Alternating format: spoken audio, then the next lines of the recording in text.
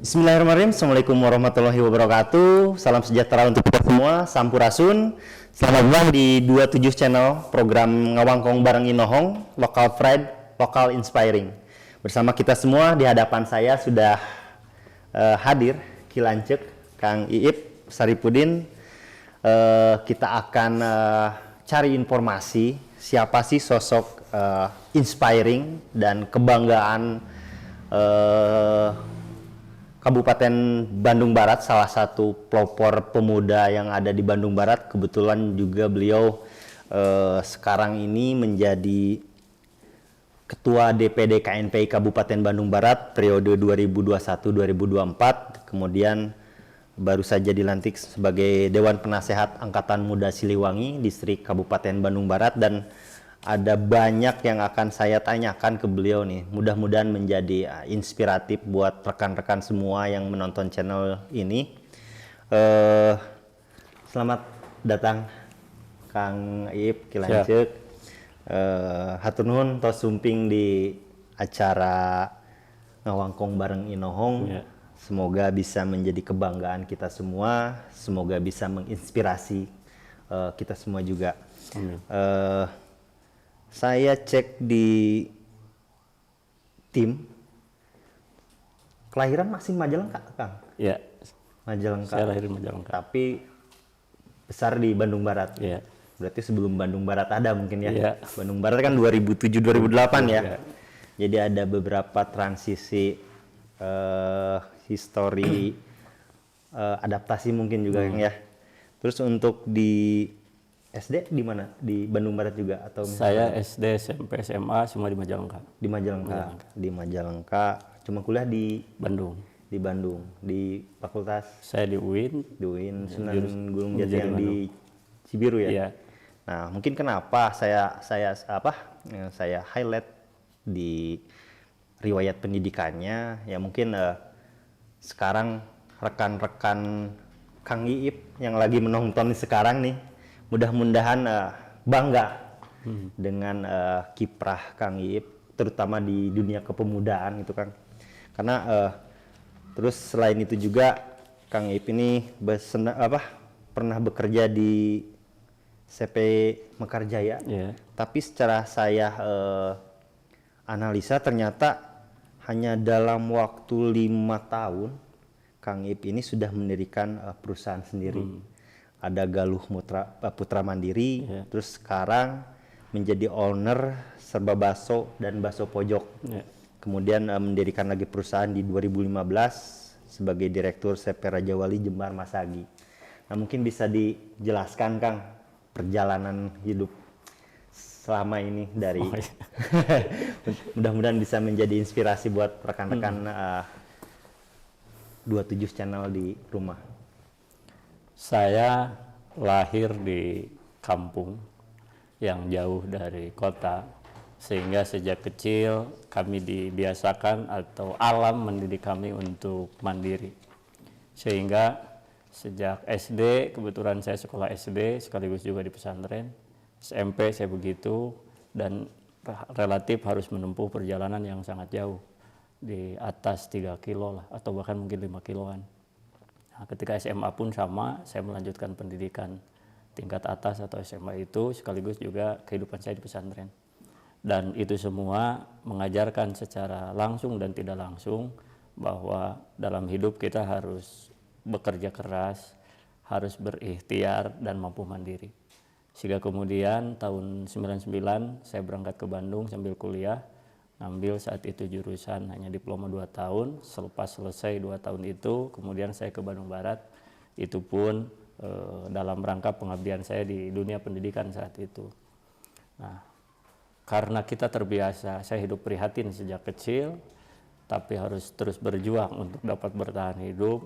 Sehingga ketika hidup di Kabupaten Bandung Barat ini, yang saat itu adalah Kabupaten Bandung, betul. Maka satu sisi harus melakukan pengabdian terhadap bangsa, negara, dan agama, tapi di sisi lain juga kita harus survive. Oleh karenanya perjalanan hidup saya tidak lepas dari dunia usaha. Sehingga ketika berdiri di Kabupaten Bandung saat itu, hanya beberapa bulan saya mencoba terlibat di dunia usaha. yang awalnya saya bergabung dengan perusahaan yang lain, terus kemudian mencoba mandiri dengan melakukan atau mendirikan berbagai perusahaan. Itu barangkali sebagai sebuah pembelajaran bahwa selain pengabdian, kita pun harus survive, harus mencari kehidupan sendiri. Salah satu ruang yang terbuka adalah di dunia usaha, dan itu yang mencoba saya lakukan.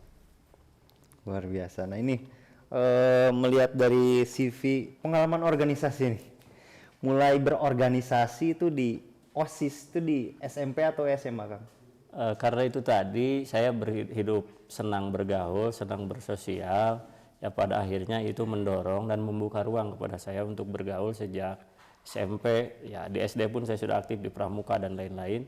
SMP sama, SMA sama, sampai kuliah pun saya aktif di organisasi di kampus. Selepas dari kampus, alhamdulillah gitu, bakat itu bisa dibilang masih terbawa sehingga aktif di beberapa organisasi. Dan itu merupakan hobi di satu sisi, dan di sisi lain menurut saya organisasi adalah wahana yang tepat untuk meningkatkan kedewasaan kita, baik dari sisi cara berpikir, yang kedua kedewasaan dalam sisi tindakan, yang ketiga juga bahwa organisasi itu memiliki dampak atau manfaat untuk melebarkan sayap-sayap atau jejaring kita, melebarkan sayap-sayap silaturahmi kita. Luar biasa. Tapi yang menarik nih ada Majelis Ulama Indonesia.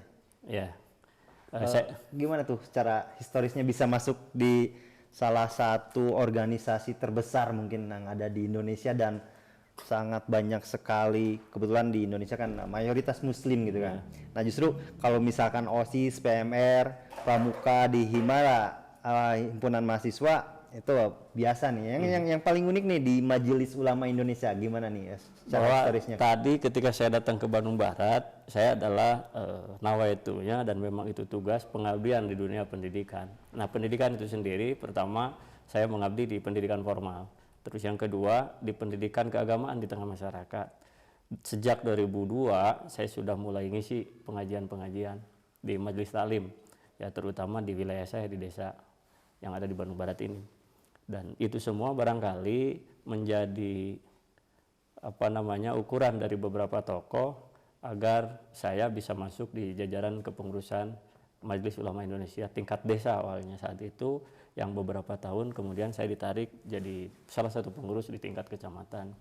Karena terjadi pemekaran, saya pun diajak sebenarnya untuk tergabung di Majelis Ulama, tapi karena ada aktivitas yang lain sehingga secara struktural saya tidak masuk pada kepengurusan MUI itu. Tetapi dari sisi aktivitas saya masih tetap melakukan rutinitas saya, ada yang mingguan, ada yang bulanan dalam bentuk pengajian-pengajian di majelis ta'lim.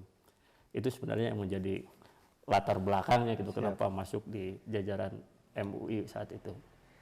Kemudian ini dari secara jenjang karir di DPD KNPI Bandung Barat ya, dari 2008 2010 itu wakil ketua DPD, kemudian 2013 2016 sekretaris DPD KNPI, 2017 2020 ketua DPD KNPI, dan sampai sekarang ya di 2021 sampai 2024. Oh, jadi sejak ada KNPI tahun 2008 saat itu, pemekaran tahun 2007, kemudian KNPI Musda di tingkat Kabupaten Bandung Barat, saya masuk termasuk pengurus salah satu OKP waktu itu di tingkat Kabupaten Bandung Barat, sehingga begitu terpilih ketua yang pertama Mang Dadan Supardan, saya pun menjadi salah satu pengurus, yaitu sebagai wakil ketua dari 2008-2010.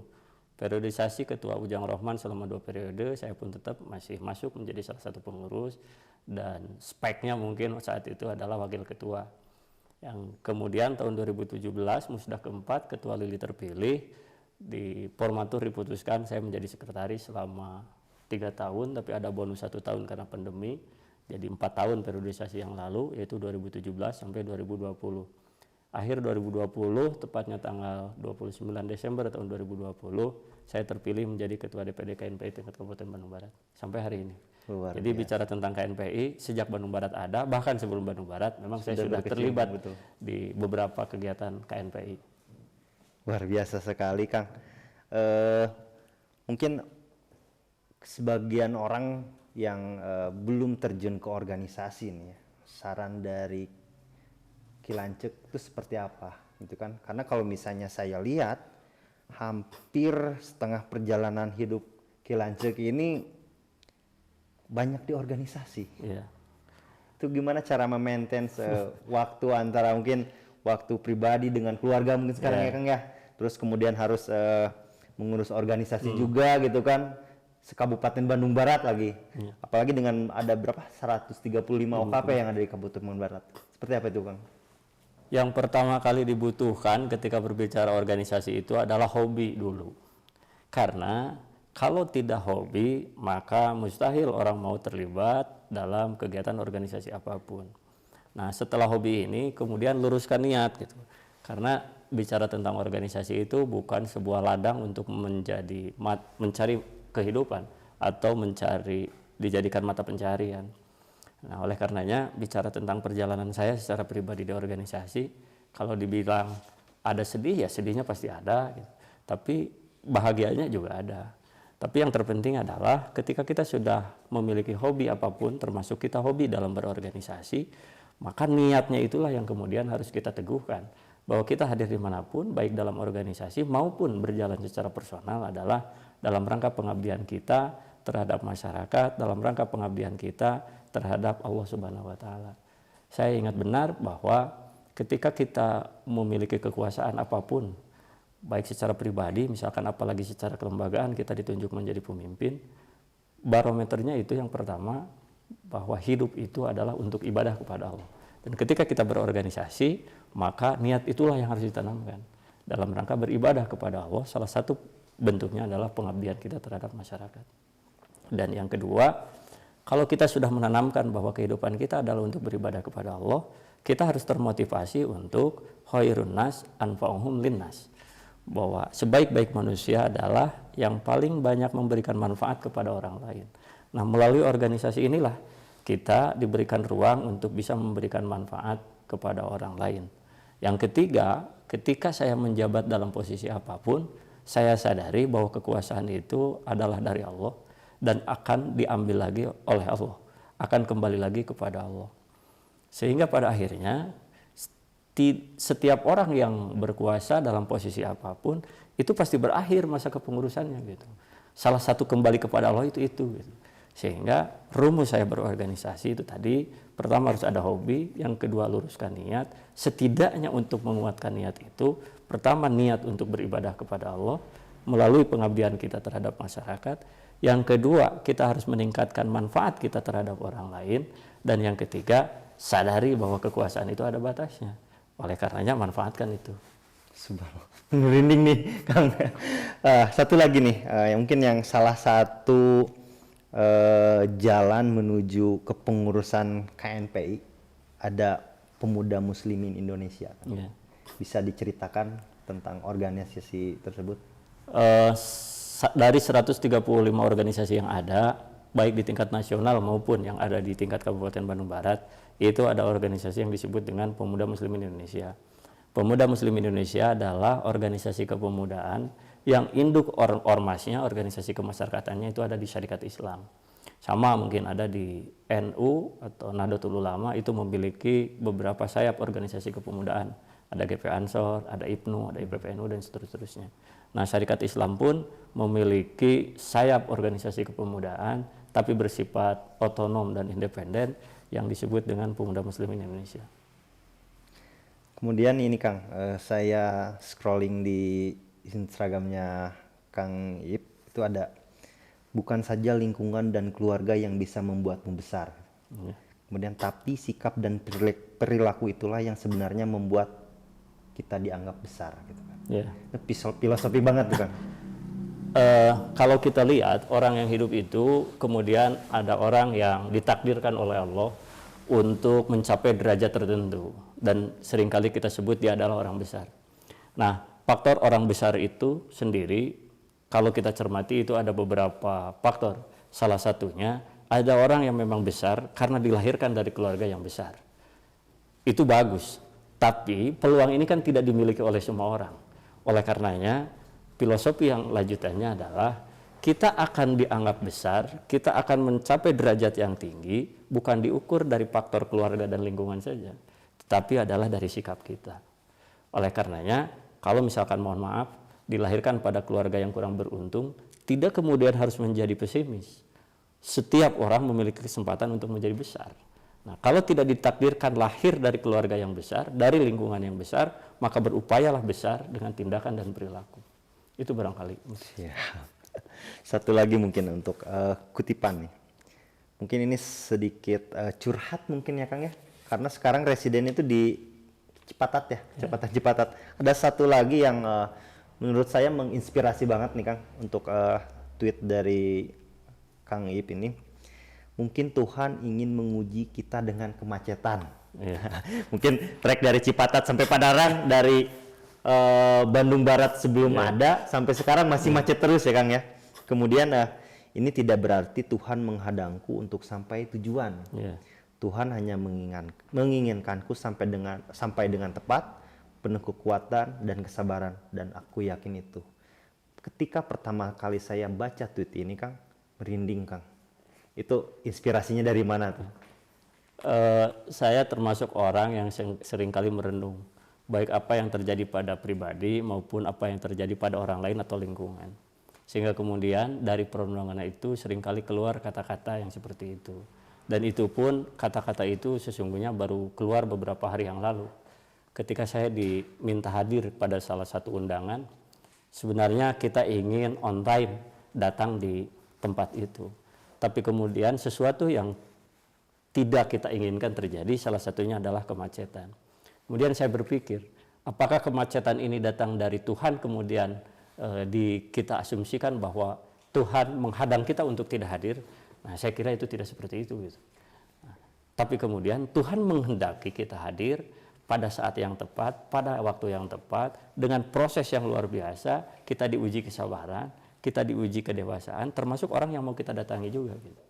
Artinya bahwa itu contoh kecil saja dari kehidupan. Tatkala kita mengalami kemacetan, sementara di sisi lain kita terburu-buru waktu, maka kemudian itu adalah bagian dari ujian dan tantangan yang harus kita lalui. Dan itu semata-mata bukan hanya sekedar kejadian alam, tapi itu adalah gambaran dari Tuhan, bahwa Tuhan yang memiliki kuasa. Tuhan ingin mendorong kita atau menghantarkan kita pada tujuan kita, tapi ada kalanya tujuan itu dapat dicapai dalam waktu tertentu yang tepat, atau delay dulu gitu, supaya waktunya bisa dicapai tapi kemudian dalam waktu yang lain. Dan ini adalah gambaran kehidupan secara umum. Siapapun kita, dimanapun kita, pasti memiliki harapan, tapi kemudian untuk dapat mencapai harapan itu biasanya tidak lepas dari tantangan-tantangan itu sendiri. Oleh karenanya, sebagai makhluk yang beriman, kita harus menyatakan bahwa yang baik dan yang buruk semua datangnya dari Tuhan, dan Tuhan memperlakukan kita seperti itu, memberi kita ujian, cobaan dan rintangan itu bukan untuk menghambat kita, tapi adalah itu untuk mendewasakan kita agar tujuan yang kita capai dapat diraih secara maksimal dengan penuh kematangan. Luar biasa sekali. Ada 2 poin yang saya tangkap. Yang pertama, lakukan apapun diniatkan untuk ibadah. Ya. Yang keduanya lillah. Ya. Itu yang saya tangkapkan. Ya. Untuk closing statement nih Kang, untuk bisa menginspirasi nih pemuda-pemuda di Bandung Barat khususnya, mudah-mudahan bisa menginspirasi juga di Indonesia pada umumnya. Saya persilakan satu buah patah kata dari Ki Lanceuk untuk menyampaikan inspirasi yang bisa. Ya. Hidup itu dibentangkan oleh Tuhan berupa puzzle-puzzle yang harus kita sambungkan satu sama lain sehingga membentuk satu kesatuan bentuk yang utuh.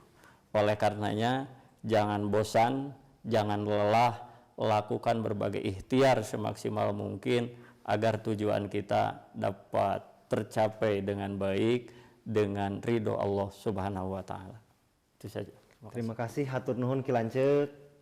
Satu kehormatan tos tiasa ngawangkong sareng Ki Lanceuk, tetap jadi kebanggaan, tetap jadi inspirasi, sehat, sukses terus setiap ide gagasan yang tadi disampaikan, setiap gerak langkah kita untuk ibadah. Atas nama tim 27 Channel, saya Budiawan mengucapkan terima kasih. support channel kami. Jangan lupa subscribe, like, komen, dan share. Saya ucapkan terima kasih. Ada satu peribahasa Sunda, usik lain kuwani tapi ku ngarti, cicing lain ku sieun tapi ku surti. Hatur nuhun, sampurasun. Assalamualaikum warahmatullahi wabarakatuh. Waalaikumsalam warahmatullahi wabarakatuh.